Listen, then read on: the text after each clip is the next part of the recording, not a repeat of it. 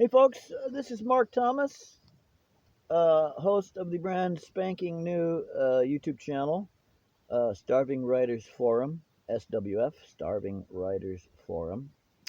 So this is to introduce myself, Mark Thomas. Hello, I am a starving writer.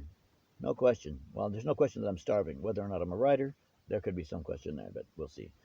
So welcome to this channel. I put in the notes or the description for the channel the basic idea I have for this channel, but we'll talk about that just for a second right now in person. There used to be a couple of channels on the internet where I could go and post work. It was very simple. I didn't have to join or anything like that. I could just post work on their writing work and get feedback from others.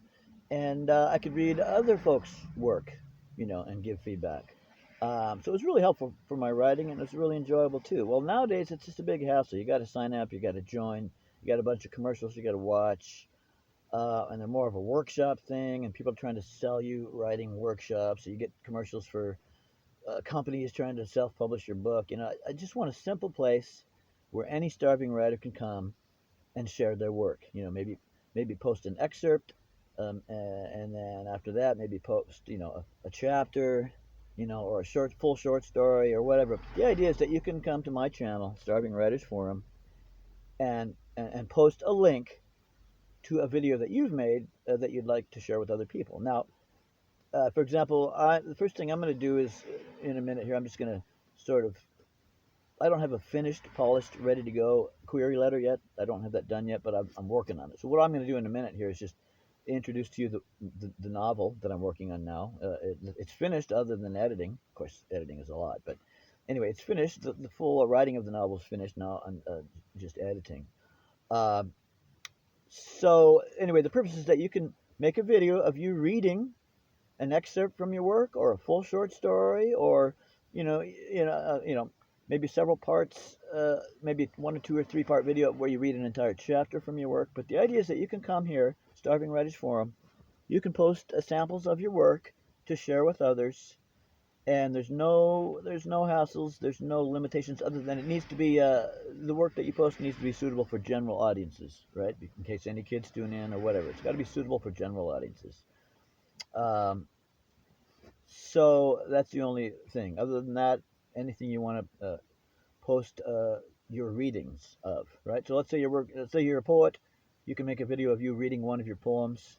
You can leave the link to that reading in the comment section of any of my videos, and then that will allow people to click on your link and get to your reading, right? So it's kind of an indirect thing. I won't be able to post your readings on my channel and then people come to my channel and read them, but I will be able to direct people from my channel to your readings. So that's the idea. As I get more sophisticated with this whole thing, because I'm not that tech savvy, I'm from the 60s, all right? But as I get more savvy with this whole thing, I'm hoping that I can just post your video readings of your work. But that's the idea. Anyone, including me, can post work of theirs and do a reading. That's how it'll be presented, and then anybody else can watch. All right, so that's the idea. So here's my deal.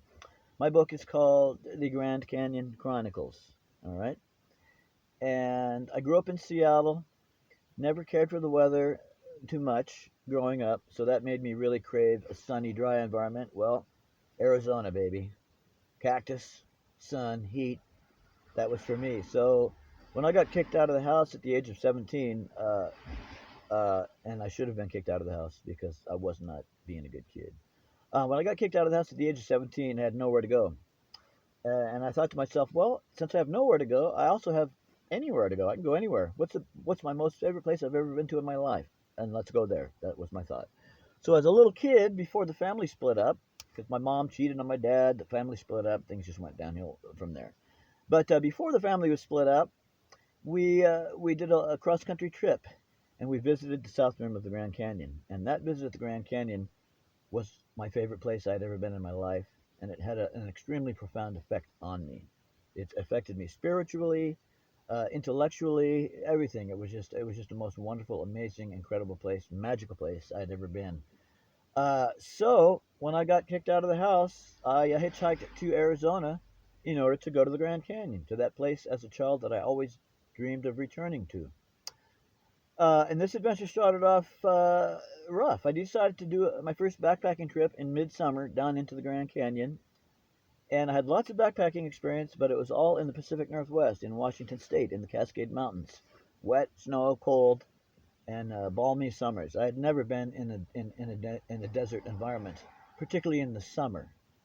And even though I read books about the canyon and about the dangers of the heat in summer, I still didn't get it. Well, the seed from which my novel is born, which is an autobiographical novel, is while I was on that first backpacking trip in midsummer, about midday on my second day of hiking in the Grand Canyon in a very remote area, I started to get heat exhaustion, and I couldn't turn around and hike back because it was too far. I would die from the heat. My only chance was a hike onward, which might also kill me, but at least it was towards water because I was hiking towards a creek. I was complete amateur as far as being out in a desert wilderness. I had no idea. So what happened very soon, within about an hour, I was laying unconscious in the Grand Canyon, right in the direct blazing sun, with my pack still on, face down. And I was lying there dying. I was dying. All right. Now, this is the essence of the entire book, perhaps. As I was laying there dying, I felt something enter my mind. My eyes were closed, I was unconscious, but my mind was still working. And I saw a picture of a headline of a newspaper describing a young man from Seattle dying in the Grand Canyon, which was me. It was like a glimpse of the potential future to come. And then I saw an image of myself.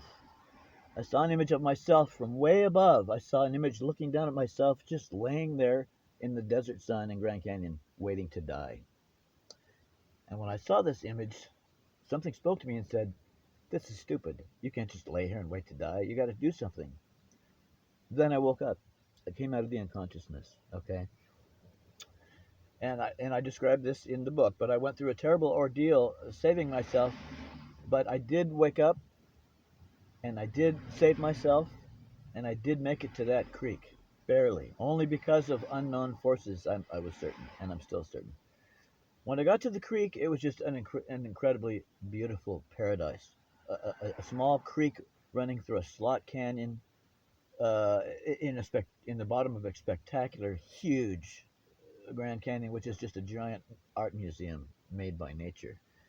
Well, my first night sleeping in this very remote camp, deep in the Grand Canyon, after coming within just minutes of dying, I had these profound dreams that weren't dreams. Right? I saw flashes of the images that I'd seen during the day in the canyon, of the beauty and the majesty of the canyon. Anyway, I described this in detail, but I had some kind of an interaction with some kind of presence in the Grand Canyon. It sounds like a lot of goofy, kooky stuff, but I back up what I'm saying now, in the book. I back this up in the book because so many things happened to me in the Grand Canyon that should have killed me, and they don't. So that opens the book, and so thereafter, I spend my whole life trying to live at the Grand Canyon forever. And in order to do that, and I keep failing. I keep getting sent back to Seattle because I'm broke and I don't have a job. Then I'll save up money from dishwashing jobs in Seattle. I'll go back to the Grand Canyon. I'll get a tourist job. I'll get that tourist job so I can stay there and live there. But things keep just going wrong and making me have to leave my Grand Canyon. But in the meantime, over a 50-year span of these temporary, often, several years long, these temporary stints at the Grand Canyon, I have so many adventures in so many diverse jobs and so many diverse and unbelievable personal wilderness explorations, so many adventures, so many life and death experiences, so many cathartic experiences, working as a wilderness backpacking guide in the Grand Canyon in summer in deadly conditions, working as a rafting guide in Grand Canyon, my personal little expeditions that I do. So that's what the book is about. It's about 50 years of a man in love with Grand Canyon, trying to stay there forever and not being able to, but he keeps coming back. He keeps coming back. And every time he comes back, the adventures, the misadventures, the miracles that seem to happen, and I'm not talking religious miracles, I'm just talking about miracles, unexplained things. And the feelings of being in that canyon, it is so powerful. Anyway, I introduce anyone who wants to read it to the full, true world of Grand Canyon, which is incomprehensible. unless you've been there. So that's the deal. That's enough now. So the next thing that I'll do, the next thing that I post will be, I'll do a little excerpt, right? Or I might actually post my query letter. All right, we'll start with that. And anybody else can do the same thing. Hey, I've got a query letter. I'm working on this. I'd like to get some feedback, what people think of it. Post a link to your query letter on my channel in the comments on any of my videos, and then that will allow people to come and look in the comments of my videos for other people's links like yours. So that's the deal. And then I'll maybe read an excerpt from the first chapter. Maybe I'll read the entire first chapter. Gonna figure this out as I go along. But thanks for your time, and feel free to leave notes in the comments, suggestions, ideas, whatever. But keep on writing. As you know, the starving writer's life is it's it's not easy. But if you really have love and passion for what you're doing, this story of the Grand Canyon Chronicles, I've got to tell these stories. They're unbelievable. They're unbelievable. It's kind of like a cross between Edward Abbey, Jack Kerouac, um,